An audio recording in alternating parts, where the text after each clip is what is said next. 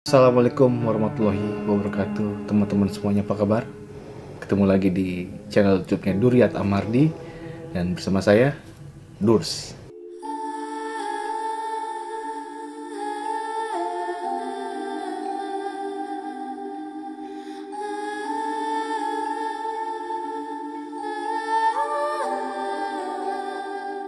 Ya tahu sudah lama banget saya nggak buat video tentang penerbangan ya karena satu dan lain hal dan kesibukan.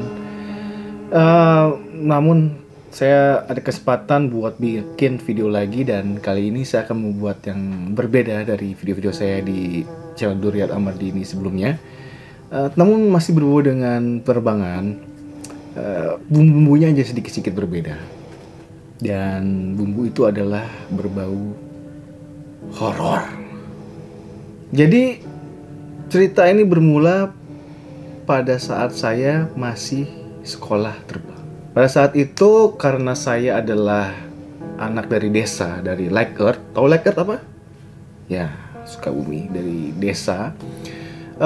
Saya harus sekolah ke Jakarta, sekolah terbang, dan karena belum ada tempat tinggal di Jakarta, saya saat itu menumpang di saudara saya, di paman saya.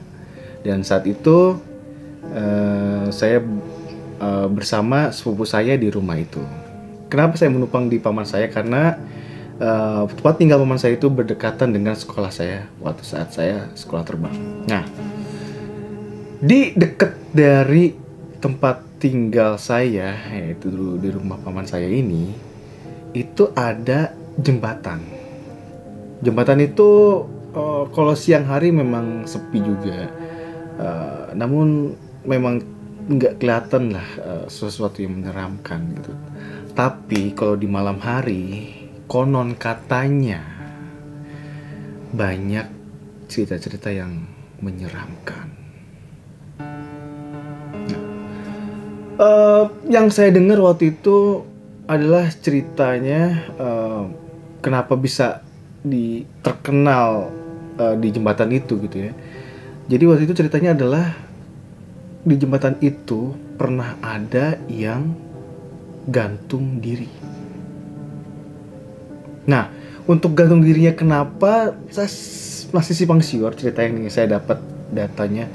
Namun roh atau arwah yang gantung diri itu ceritanya yang dapat saya dengar adalah dia bergentayangan di jembatan itu. Nah, ada beberapa cerita yang saya dengar. Salah satunya adalah bahwa hantu tersebut itu sering banget mengusili orang-orang yang lewat di jembatan itu pada malam hari. Tepatnya katanya sekitar tengah malam lah, dari jam 11 sampai jam 2 pagi. Karena memang pada jam tersebut di daerah tersebut cukup sepi, tidak punya kegiatan. Nah, katanya salah satu ceritanya adalah pernah ada mobil yang melintas di jembatan itu pada malam hari, pada tengah malam, dan dia merasa seperti ada yang ikut di bangku belakang mobilnya. Ada lagi cerita nih, pernah ada mobil yang lewat di jembatan tersebut. Terus tiba-tiba ada yang nyetop mobilnya. Dan si pengendara tersebut berhenti dan menanyai ada apa kepada yang nyetopnya. Spontan pasti pengendara yang di stop oleh hantu tersebut kaget dan banyak yang sakit, banyak yang pingsan di jembatan tersebut. Ada lagi cerita yang saya dapat. Jadi orang-orang tuh udah pada tahu nih, kalau misalnya lewat jembatan itu pada malam hari atau tengah malam, pasti ada yang nyetop. Nah, jadi cerita lagi, waktu ada mobil yang lewat di jembatan tersebut, benar ada nyetop. Namun karena si orang yang nyetirnya udah tahu nih ceritanya nih, kalau yang nyetop jangan berhenti, nanti dikerjain atau jadi serem banget gitu. Si supir tersebut ya langsung tancap gas. Sambil ketakutan dia sampai di rumah. Dan sampai di rumah tiba-tiba tanpa disangka-sangka ada kejadian ini.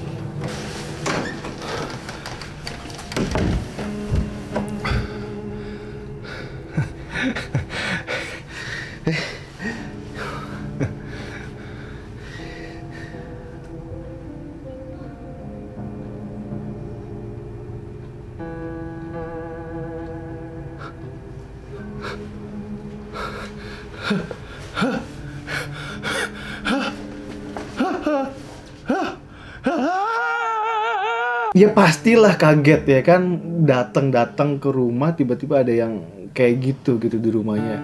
Dan seru banget sih, dan itu terdengar sampai ke kuping saya.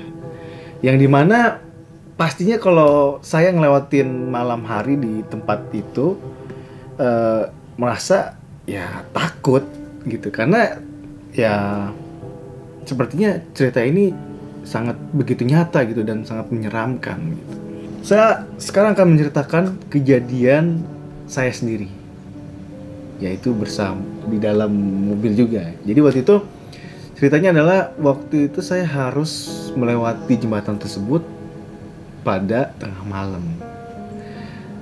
Sebelumnya saya sih nggak pernah ya, karena saya prepare kalau lewat jembatan tersebut jangan sampai di tengah malam, karena saya takut sama cerita-cerita yang ada di jembatan tersebut.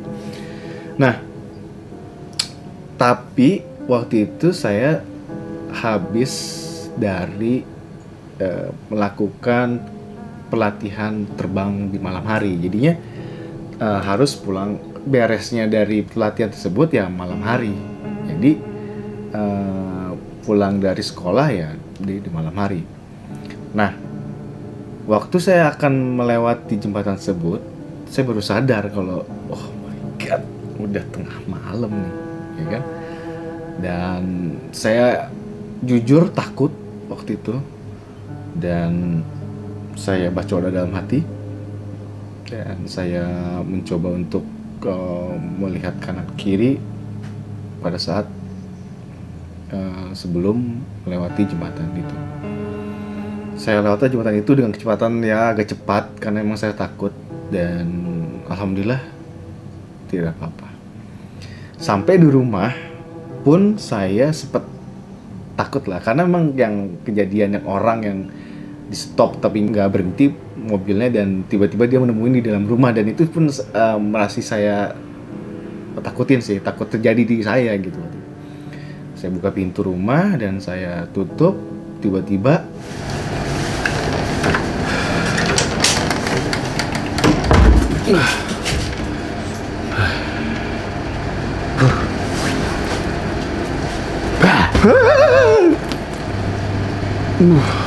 lu kaget aja.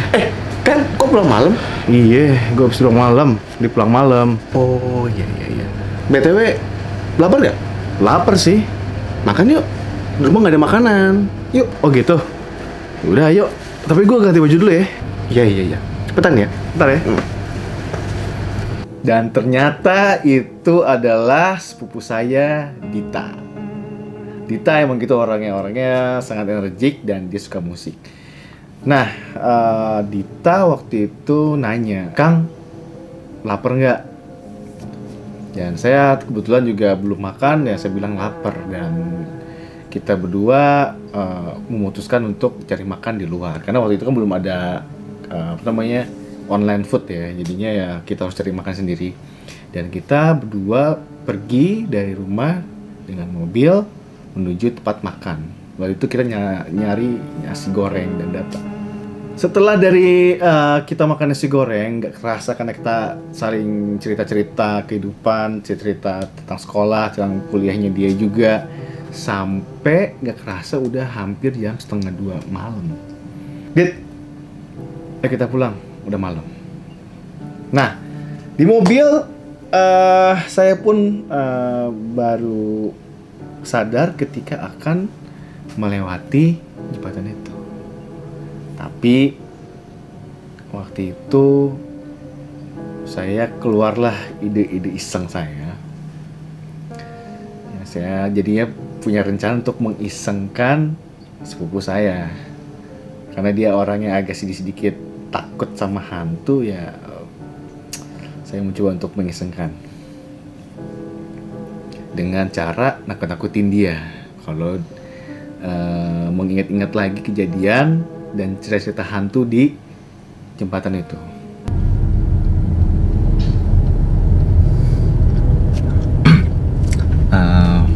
Dit, ingat kan jembatan ini?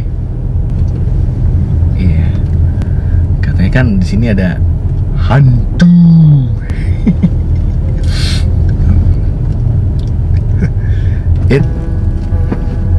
Dit, segitu amat sih sampai takutnya. Dasar penakut. Nah, setelah saya bilang kayak gitu, saya ngeliat dong mukanya si Dita. Dita kayak takut banget sih.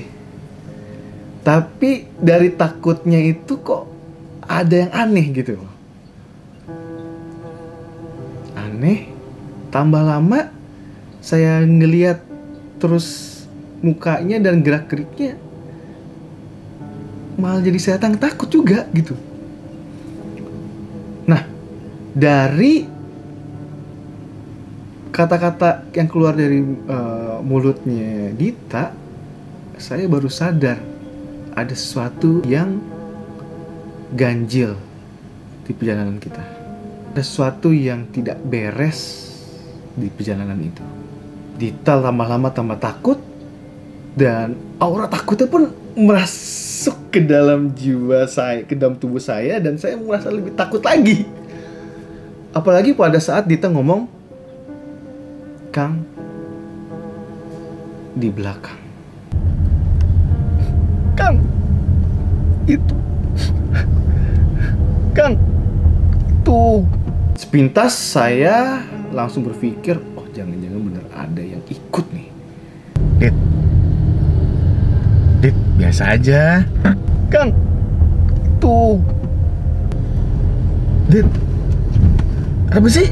Itu. Apaan? Kang, takut. Apaan sih, Dit? Kang, itu. Dit, apaan sih? Itu. Hah? Belakang? Dan saya sepintas melirik ke arah spion tengah. Tet. Dan ada dong. Iya, di belakang. Iya, Dit, belakang, Dit. Oh, takut. Itu di belakang. Iya, di belakang. Gak tahu harus gimana ini. Dan sekejap langsung spontan saya seperti freeze, gak bisa ngapa-ngapain. Nyetir pun udah gak tahu gimana, apalagi ngelihat Dita yang tambah takut dan saya pun tambah takut. Akhirnya kita memutuskan untuk membaca doa. Baca doa. Allahumma laka sumtu wa bika abika. Itu doa puasa, Dit. Ini bukan bulan puasa. Dit, ini kemana nih? Gue harus gimana, Dit? Nggak tahu. Dit. Tapi jadi salah. Itu malah doa buka puasa, padahal itu belum bulan puasa.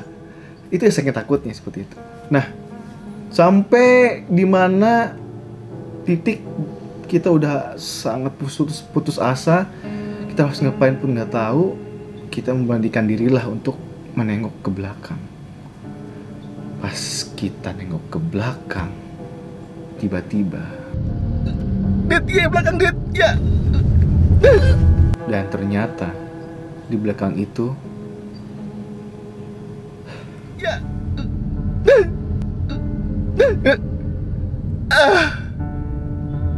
ternyata baju saya terbang, saya gantung di situ. Oh, bukankah itu anak anjing? Ayo kesini anak anjing. Ya soalnya ngeliat mukanya sepupu saya Dita yang sangat takut, dan teringat omongan cerita-cerita tersebut, ya kita jadi takut dan merasa itu kejadian yang benar gitu. Nggak tahu sih, kejadian ini memang awalnya dari cerita, dan kejadian saya pun waktu itu ternyata kan itu bukan hantu gitu, cuman dari ketakutan kita aja. Saya nggak tahu sih cerita yang saya dapat itu sebelum-sebelumnya adalah nyata atau bukan, dan tapi dari pengalaman saya melewati jembatan tersebut ya seperti itu. Takut sih, tapi ternyata kejadian yang saya alamin dengan sepupu saya itu hanya baju fisika kita aja, yang hanya ketakutan kita aja yang kita dapetin dari cerita-cerita dari orang-orang. Jadi kebenarannya sih belum tahu di jembatan tersebut benar berhantu atau enggaknya. Oke teman-teman, terima kasih telah menonton video ini. Saya harap bisa menghibur teman-teman semuanya. Jadi kalaupun teman-teman mau ada cerita yang mau saya bacakan, silakan. Dan jangan lupa teman-teman untuk membantu saya untuk like video ini, subscribe channel YouTube ini, dan share video ini apabila teman-teman suka. Saya juga doakan teman-teman selalu sehat, dan jangan lupa juga jaga kesehatan. Oke, terima kasih. Sampai ketemu lagi di cerita-cerita horor dari Durs selanjutnya. Saya ucapkan salam sehat dan semangat selalu. Assalamualaikum warahmatullahi wabarakatuh.